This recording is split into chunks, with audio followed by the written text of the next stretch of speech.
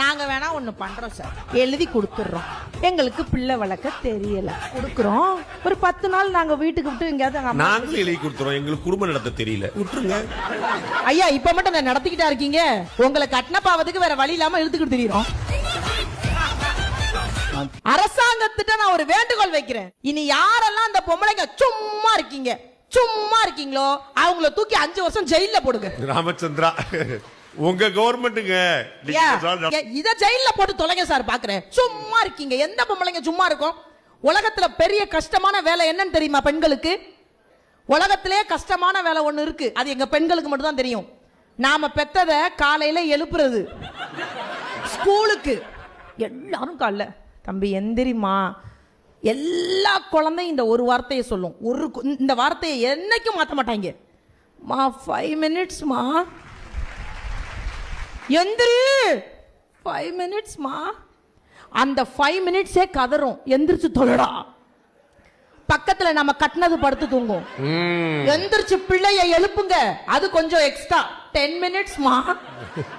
இவங்களோட வாழ்றதே கஷ்டம். இந்த குழந்தைய எழுப்பி இதை குளிக்க வச்சு பல்லு விளக்கி சாப்பாடு ஊட்டி ட்ரெஸ்ஸை மாட்டி சூவை போட்டு எல்லாத்தையும் மாட்டி டைய மாட்டி வாசப்படியில வேன் வந்து நிக்கும் போது தூக்கி கொண்டு போய் வேனுக்கிட்ட நிக்க வைப்போம். உலகத்துல இருக்க எல்லா குழந்தையும் ஒரு வார்த்தை சொல்லும், பாத்ரூம் வர்ற மாதிரியே இருக்குமா. எனக்கெல்லாம் அந்த அப்படியே நசுக்கணும் போல வரும். வேற என்ன பண்றது, பெத்துட்டமே.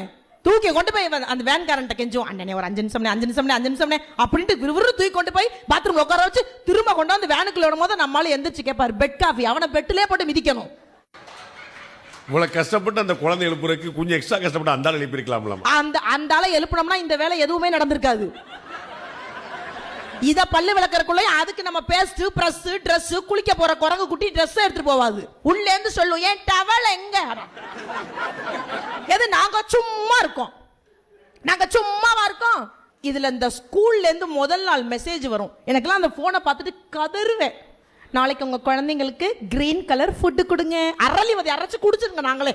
நாங்க கிரீன் கலர் ஃபுட் ரெடி பண்ணி அந்த ஃபுட்டை சார் எடுத்துட்டு போக மாட்டாங்க. ஏன்னா சார் வந்து அமெரிக்கா கம்பெனியில ஒர்க் பண்றாங்க.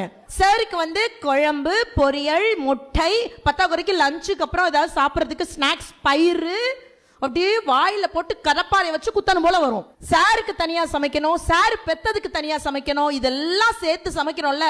நான் என்னைக்குமே ஒரு விஷயம் யோசிப்பேன், என் அம்மாவையும் சேர்ந்து யோசிப்பேன். என்னைக்குமே பிள்ளைக்கு தனியாவும் புருஷனுக்கு தனியாவும் சமைக்கிற எந்த பெண்களும் தனக்கு பிடிச்ச உணவை ஒரு நாள் சமைச்சதா வரலாறு கிடையாது. இதை விட ஒரு கொடுமை வேற என்னங்க வேணும்? என்ன வேணும்? சும்மா இருக்கும். இதுல வேற பிள்ளைங்களை ஒழுங்கா வளர்க்குறீங்களா?